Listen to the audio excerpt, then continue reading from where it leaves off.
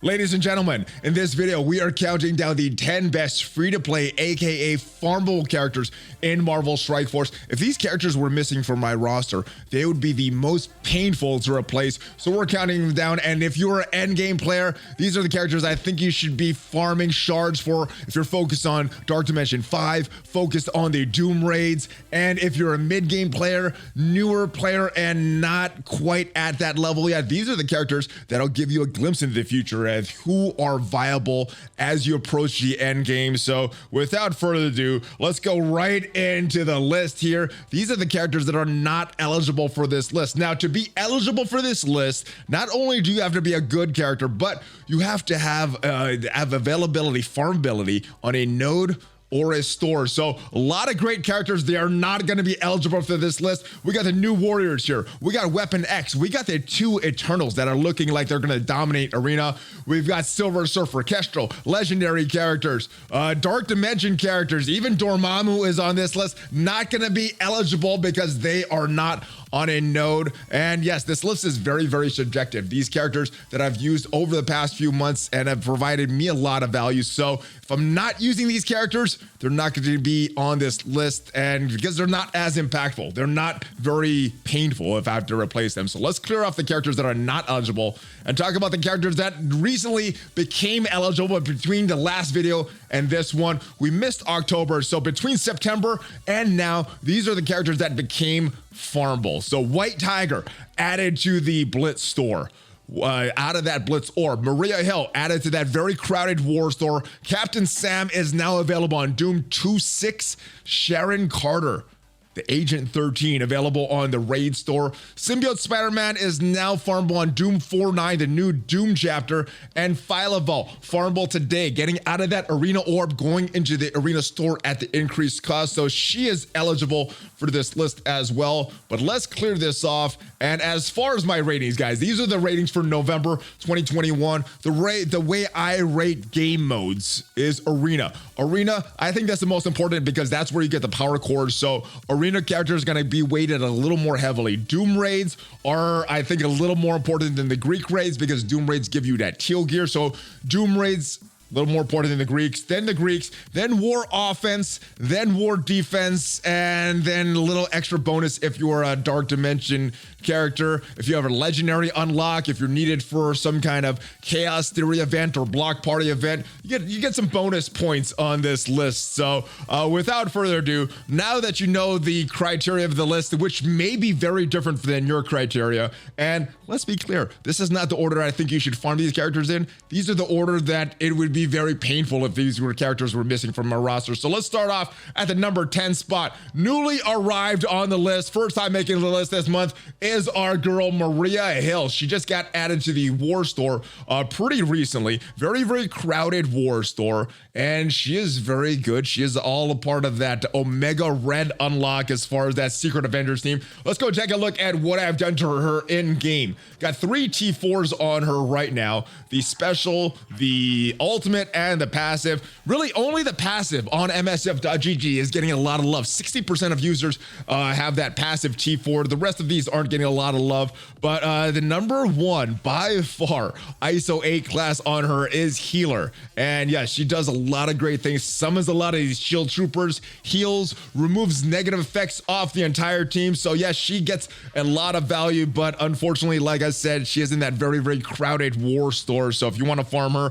there's a lot of characters in there that you have to make choices on if you're going to farm them or someone else. But let's go back to the list. Let's continue with this countdown as we go down. It is the partner in crime of Maria Hill. It is, boom, coming at number 9. Also new on this list is Sharon Carter. Now, the reason that Sharon Carter got a little more value for me is because on that second node or that skill section in the Doom raids, we got that big Silver Surfer there. So a lot of times what I'm actually doing is taking out Maria Hill, putting in Gamora, taking out Nick Fury, putting in Moondragon, and that is a team that beats that second node as skill section for me. So yes, Maria Hill, very valuable. Sharon Carter, a little more valuable because of that one particular node in the Doom raids, and yes, is also a part of that Omega Red unlock like Maria Hill. But let's go ahead and take a look at what I have done to her two T4s in her, the special and the ultimate. The special is getting the most love on MSF.GG with 48% of users T4ing that special.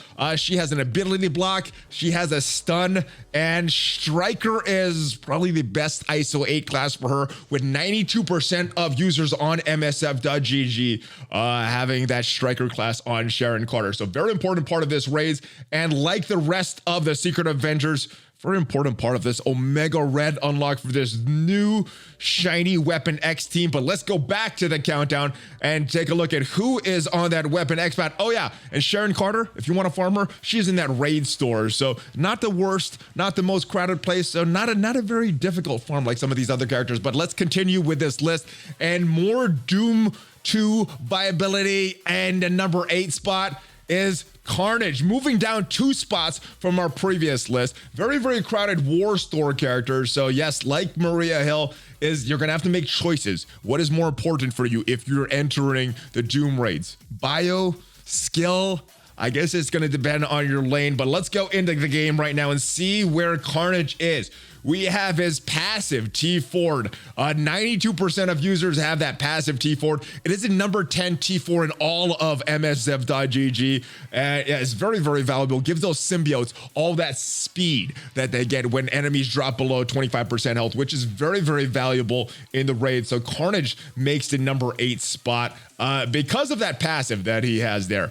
As far as Iso-8 class, Skirmisher seems to be the most popular class. 78% of users on MSF.GG with that Skirmisher class on Carnage. And yes, he is a part of that Shuri unlock. So if you want to unlock our gal, the legendary Shuri, well, Carnage is one of the characters that can do that. So very, very good character, very good. Also in Dark Dimension, maybe losing a lot of value. I don't know if anybody's going to take him into Dark Dimension 5 when it comes out for Dormammu, but was a very key part of Dark Dimension 3, Dark Dimension 4 for me. And if you want that speed from the symbiotes, yes, he will be a very important part of your Dark Dimension teams as well, because that speed that he gives. But back to the list, Carnage, very good character, very, very crowded war store if you're looking to farm him. But let's move on with this countdown as we discuss the number 7 character. Boom! It is Gamora, and she gets this spot for her arena value. She has a lot of value in arena,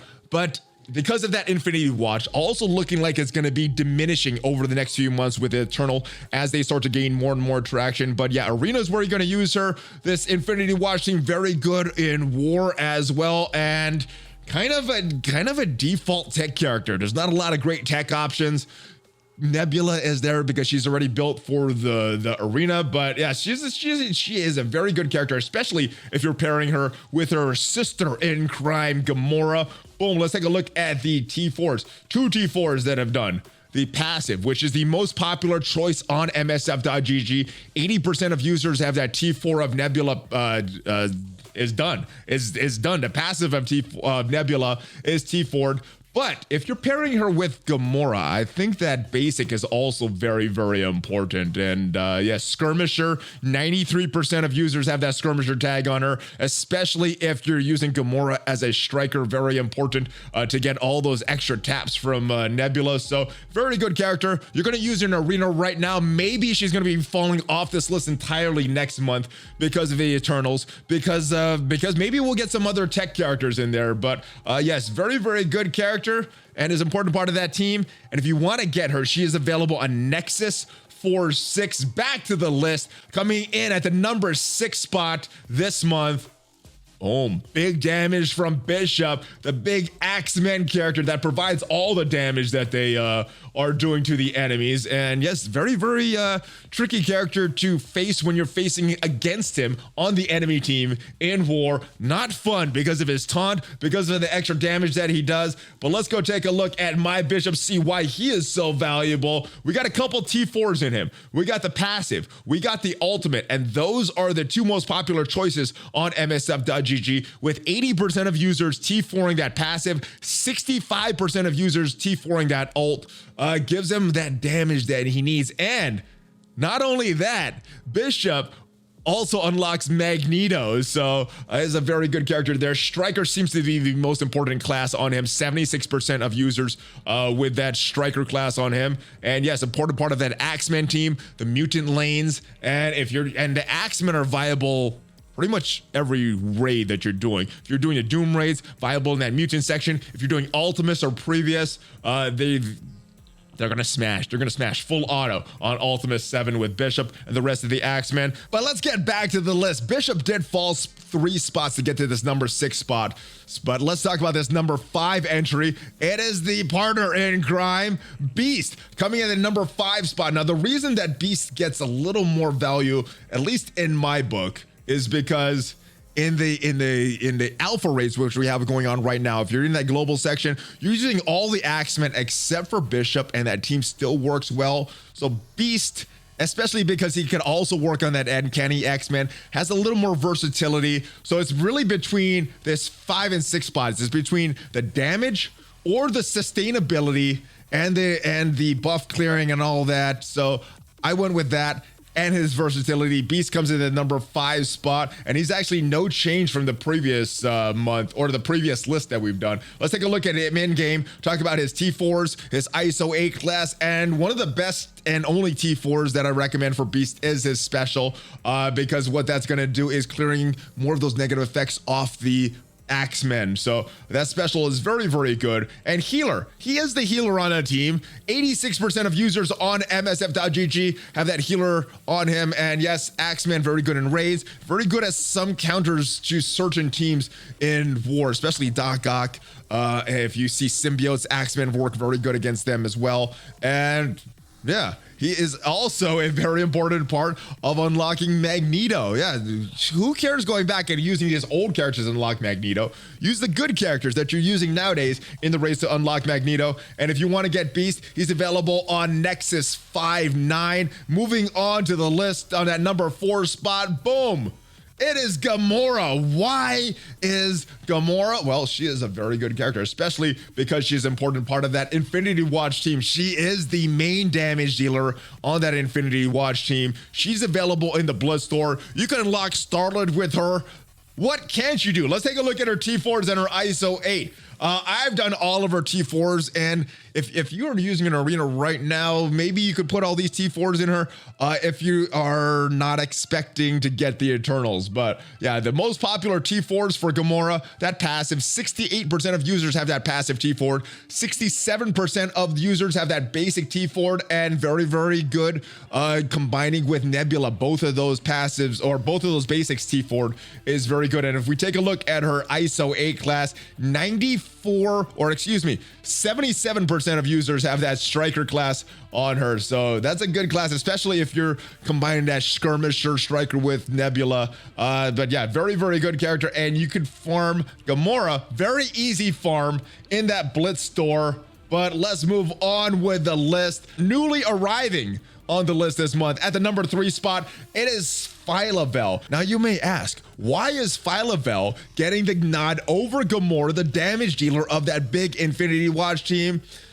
I think it's because of versatility. Phyla-Vell works as a backup in the bio lanes of Doom. She works in the Greek raids, the Gamma raid. If you have that Kree lane, there's not a lot of great Kree options, and Phyla-Vell is the MVP of that lane. And yeah, you're going to use the Infinity Watch in Arena. You're going to use them in certain raids. I'm using them in the Cosmic section at Alpha right now and just full clearing that lane. So they're very good in the raids, but yeah, they're very good in War as well. Looking like they're going to be falling a little in Arena. Let's take a look at Phyla-Vell in the game. And as you can see, I have 3 T4s on there. There's only 2 that's really, really popular on MSF.GG. The first is the passive, because that's going to increase the amount of drain on her allies that have death proof. The ultimate also increases the damage, so that is a very popular choice. 69% of users on MSF.GG have that ultimate T4. I also have that special, increases the damage a little bit. It's not a great T4, but with the amount of use that I'm getting out of that special, I wanted to T4 that. And Striker, very, very popular class for Phyla-Vell. Seems like it's the only class for Phyla-Vell because 94% of users have that Striker class on her. And yes, as a member of that Infinity Watch, she's going to be very great in Arena, in War, in the raids. Back to the list though, and this number 2 spot, we are almost here. Who is going to fall in that number 2 spot? it is a new character, Symbiote Spider-Man, coming in at number 2. And yes, couple months ago, he could have fell in that number 1 spot. But yeah, raids. When you think of the symbiotes, you think of raids. They're also very good in war. The symbiotes are losing a lot of value in war though, because there's not a lot of Sinister Six teams to counter. There's not a lot of Hellas on defense to counter those Gregs. So there's not as much value for them in war, but still very, very valuable in the bio sections of the Doom raids. And yeah, Symbiote Spider-Man, awesome character. Lots of T4s. As you can see, with a character as valuable as this, I've T4'd all of them. But if you're talking about the best T4s, the passive is going to be the best one. 95% of users on MSF.GG have that T4 passive done. And that is actually the number 3 T4 in all of MSF.GG on the entire list. The ultimate, 85%. Basic, 82%, and that special, still a decent special, but only 69% of users have that special T4'd. And as far as classes, I had the Skirmisher class on for so long because of the extra focus that I needed for Dark Dimension 4 and kind of forgot to take it off. Just switched it back to the Raider, and the Raider is the most popular choice. But if you're needing a little extra focus, you're needing that stun to stick, if you're needing that defense downs to stick on more characters, you can go with the Skirmisher tag. But the Raider class, 68% of users on MSF.GG have that Raider class on Symbiote Spider-Man. But back to the list for the number 1 character in all of Marvel Strike Force for November 2021 as far as free to play and farmable. And I think it is no surprise that Captain Sam Wilson, coming in at that number 1 spot. Very, very valuable character. Valuable in so many different modes right now. Raids, war, maybe not a lot of modes, but very important modes. Raids, the Doom raid. He is an important part of that skill section of the Doom raid, and I'm using it in every single skill node in Marvel Strike Force, in the Doom raids, excuse me. Let's go and take a look at the T4s. Got 3 of them done for him, and the most important, or the most popular, is going to be the passive. 72% of users have that passive T4. 65% of users have that special T4. And as you can see, have that Skirmisher class on him, because yeah, 88% also have that Skirmisher class on him. And yes, he is an important part of a Omega Red legendary unlock. I think he's also a character that I probably am going to bring into Dark Dimension as well in that global section because of his value. Great protector, great damage, great speed that he gives to all your allies, and that is the reason that Captain Sam is coming in at a number 1 spot this month, guys.